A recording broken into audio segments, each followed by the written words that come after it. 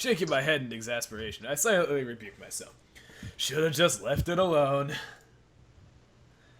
As the policeman pushes at my back... The fuck is he doing pushing at us? I glance at my wristwatch and find that I'm already 5 minutes late for my meeting.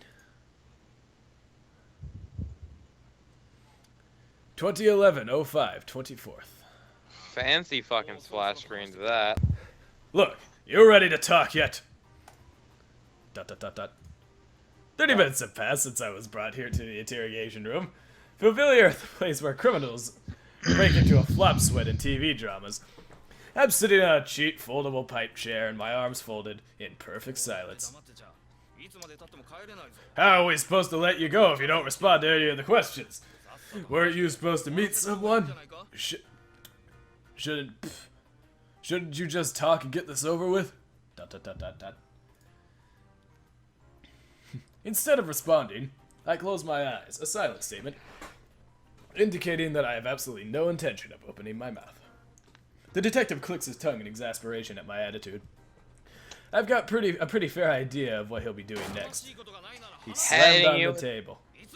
Hitting you with a hammer. If you don't have anything to hide, talk. As long as you plan on remaining... How long do you plan on remaining silent?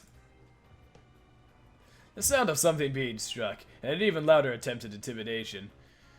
This is the point where a timid guy would be jumping in his seat with his eyes wide open. Or maybe staring at the floor and quivering. Like a sow. Like a sow. As for me, my eyes are still shut and my arms still folded quietly. My mind is a total blank. I've been accustomed to adults shouting at me like this since I was a child.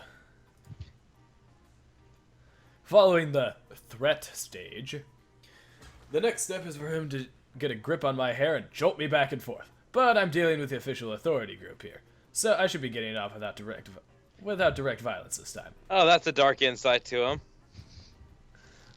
He was fucking abused as a child.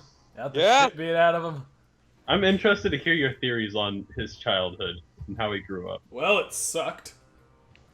Raped by a turtle. But specifically by a turtle. Not even like a really big turtle. It's like one of those like tiny Wait, little that's turtles. close? I mean, metaphorically. Oh. Metaphorically raped by a turtle. Not to say that I won't pull up... Not to say that they won't pull out an old TV cliches and harass me by shining the desk lamp in my eyes or something of the sort.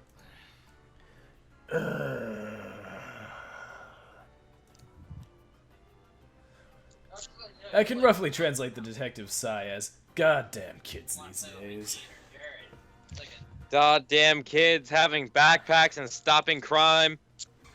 I gently open my eyes in order to sneak a look at his disgusted face. If only we had some visual representation of him. That's a good point. Are there ever going to be characters? Yeah, it's just, this is like the epilogue, or prologue, so... Shit, this is the epilogue. That went by fast. Yeah. Alright, we can call it a series, boys. Let's end it here. The detective sitting in front of me seems to be challenging the Guinness World Record for the most dramatic asymmetry between left and right sides of a human mouth. Or maybe he's just scowling. While I let out a snort of laughter in response to the unexpectedly pleasant sight, the detective scratches his head and violently glares at me. What does he mean, pleasant sight? Is the detective attractive? I mean... Fucking smoking. He's John Cena. The detective is... Listen, if the detective was John Cena, the main character would have been talking a long time ago. Yeah. No one could resist the scene. John Cena's twin brother. Jim Cena? Juan Cena. No, it's John Juan Cena, but just spelled awkwardly. Jon Cena? Yeah. And Cena with an S. But it's his brother. His twin brother. Complicated. At that. They were actually separated twins at birth, but through a wild coincidence got very similar names. They both happen to be John Cena with different spellings. Yeah. So one went out to be a famous wrestler. What happened to the other one? They became a detective in Japan. Aren't you following along? No, here's the thing. He became professional imposter or doppelganger, whatever you call him, like similar to Elvis, but of John Cena. I really hope there are John Cena impersonators in like 50 years. I hope there are John Cena impersonators right now. I know there are. I just hope they continue for 50 years. Look, buddy, I don't know who you've been talking to, but playing dumb with the police isn't gonna gain you anything, alright? It won't gain you anything, but won't lose you anything either, except your time. I turned my gaze at the clock on the wall of the sweat box. An hour has already passed since the scheduled time for my meeting. Slammed on the desk again. How about you respond when I'm speaking to you? The detective strikes the desk with excellent comic timing. The best part is the way he knocks the ashtray off the table every time he does it. What the hell is your deal? His tone distinctly fed up. He stoops down to pick up the plastic tray off the floor. Kasami Yuji, occupation student. Yes, you've said that already. Many times. We looked it up. You came from Yamanashi, right? No criminal background, no traffic violations or juvenile custody records. No commendations on public record either. Well, What kind of person has absolutely no data in the system? It's not no data, just nothing bad. Yeah, it's just nothing in the police records. Yeah, which is a good thing. I don't think I have anything in the police records. Your record is so clean, it's like someone's been whiting it out. Just what the hell are you? Oh my god, we're a secret agent! Oh my god, is it Asian James Bond? Kasami... James 1. That's not an W-O-N. Asian... Kasami Yugi, occupation student. Are you a fucking robot now? What's with you? Did someone tell you that the only line to say to the police if the police caught you? Are you some sort of terrorist or what? Wow. Really dropping the fucking bombs now. That's a hell of an assumption. Kasami Yuji, occupation student. Shut up! Just shut up! Oh, you can actually hear the ashtray falling. Nice little But he already knocked it off. Well, he picked it back up if you were listening, Mundell. God. Fucking open your ears. You fucking hack! First it's say something, now it's shut up. Talk about hard to please. The sass. Our vicious detective scowls yet again and scratches his head. Flakes of dandruff drift grandly through the air. Based on his thoroughly wrinkled suit and heavy stubble, I'd say he hasn't been home in days. Look, cut me a break here. Put yourself in my shoes for a second. Is he gonna Sherlock Holmes the detective? Yeah, just... We Point find out out that he's the everything wrong fucking with criminal. Aha! You're the one who murdered that lady. Wait, what? It's already a murder. You're the one who. You're actually the one who stole the purse. Gasp. And you wore that terrible shirt. That was your greatest crime. And you also stopped yourself. And got yourself turned in. And now you're interrogating yourself. He's suddenly sitting in the interrogation chair. The detective is in the... He's sitting in both chairs at the same time while they're still on opposite sides of the desk. It's like that Pixar sketch where that old man's playing chess with himself. And it turns out the detective was the person he was supposed to be meeting. In fact, the detective is actually every character. Oh, well, Gueffroy's gone. Moving on without him. It's enough to make me want to heave one myself. Because we both take our work seriously, it seems like we're going to be stuck around in circles. What is your work, asshole? He's a detective who's just trying to get you to answer a couple questions, and you're just sitting here, saying your name and occupation. Didn't you hear him say he was a student? Is this part of his job as a student? I don't know. To be, Why don't you keep going? silent? We sure picked a royal pain in the ass this time. The investigation of the person at your case isn't going smoothly either. Thanks so much for dropping that one on our lap. How was by the that way. one going hard? You both saw them steal the purse and ran got away, stuck. and then he got his ass kicked. What is so complicated about that? Oh, I keep bumping into my desk. That doesn't sound great on the recording. Just as we roughly complete this exchange of one-sided bitterness and mutual glaring, there's a well-timed knock at the door. The sound of it being unlocked. Yes, hello, sir. A slightly plump elderly detective enters the room. I feel like Alex will do this voice perfectly. You're gonna have to give me a minute because I'm outside my room right now. Given the respectful tone I've been chatting with, he's probably a superior of some sort. It's, something that... oh well. Huh. After a quick glance in my direction, the elderly detective whispers something into the younger man's ear. Before long, the younger detective turns toward me with a decidedly nonplussed expression. You're being released, it seems. Thank you for your cooperation. Why now, all of a sudden? This is just getting fun. You're asking the wrong guy. Bye. With those parting words, the young detective leaves the room. The elderly detective watches him go and faces me with a greasy smile. Be nice if we had a visual for him. Nope.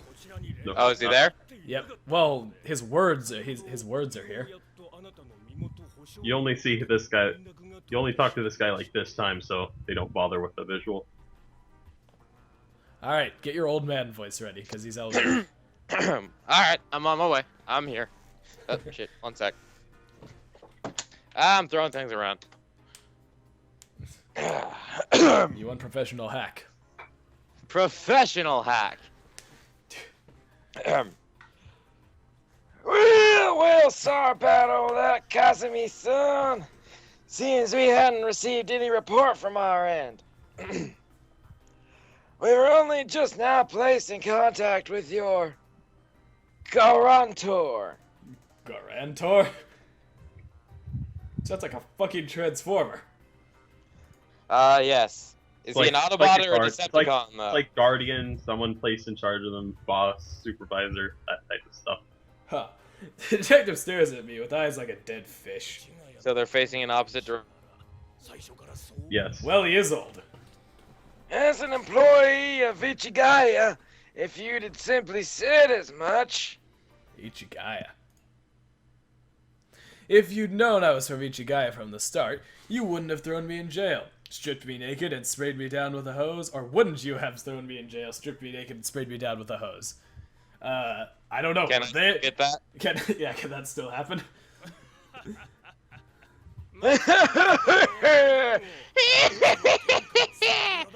You're quite the kidder.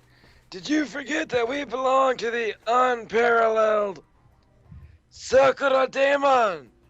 We're all friends here. Just to let you know, I'm nothing but a student. My work at Ichigaya is only a part-time cleaning job.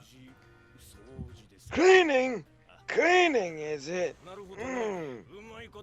I remember cleaning. Oh, those years ago during the war. Back in the night. I see. Well, that's all put just as I'd expect from your collection of eggheads. Their heads are not nearly oval-shaped, they're actually perfect circles. Which is even more bizarre. Perfect spheres, Jordan. Yeah, Spheres. yes. Which is even more bizarre. In response to my words, the detective twists his mouth into something vaguely resembling a smile. It seems he has lost a basic motor function, even of his mouth.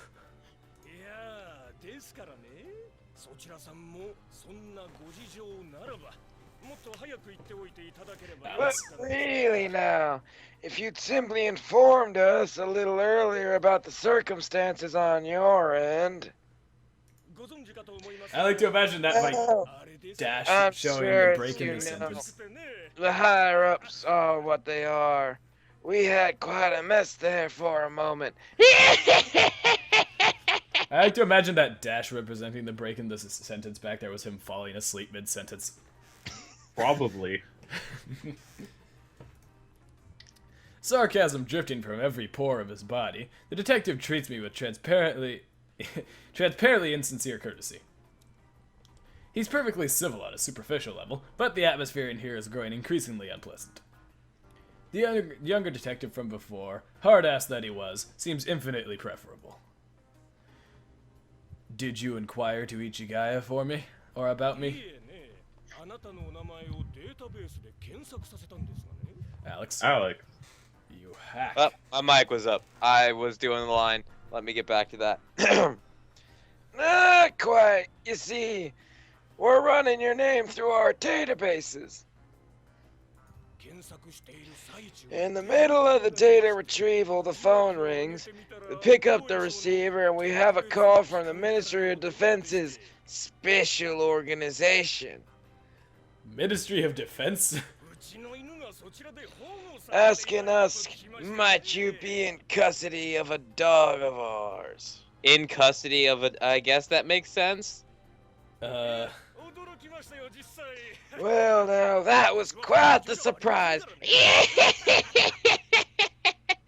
We're not running an animal shelter here, you know.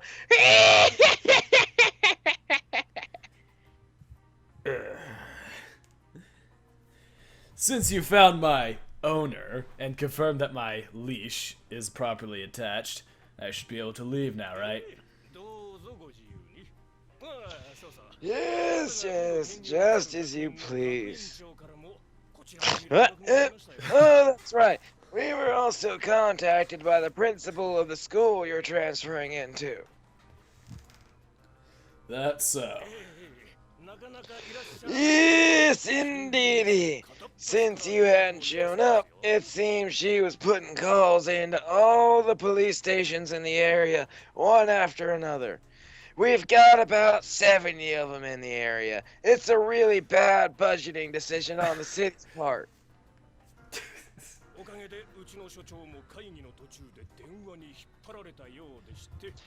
Our chief ended up getting pulled to the phone while he was in the middle of a meeting, and got quite an earful, apparently.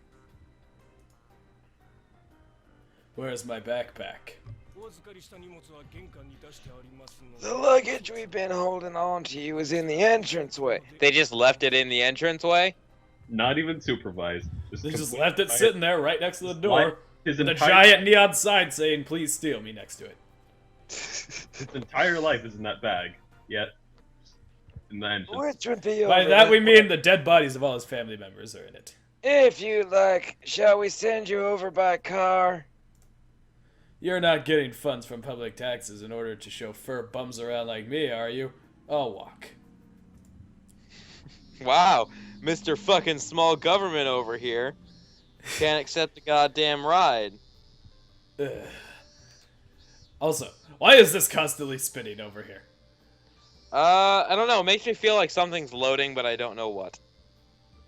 I'm just gonna follow it around with my mouse cursor for a while. Anyway, after I'm urged out the door by the old man, the young detective appears from the rear, carrying the backpack they'd taken from me earlier. This is ridiculously heavy. What the heck is in this thing? Rocks. Literally, just a fuck ton of rocks. That's a bit of a tough question. I guess you could say, my life. If that's supposed to be a gag, I wouldn't quit your day job. That wasn't really what I was going for. Whatever. That was my grunt. Dropping the backpack next to me, the detective lets out a slight sigh. Careful with that, you'll make the blood spill out.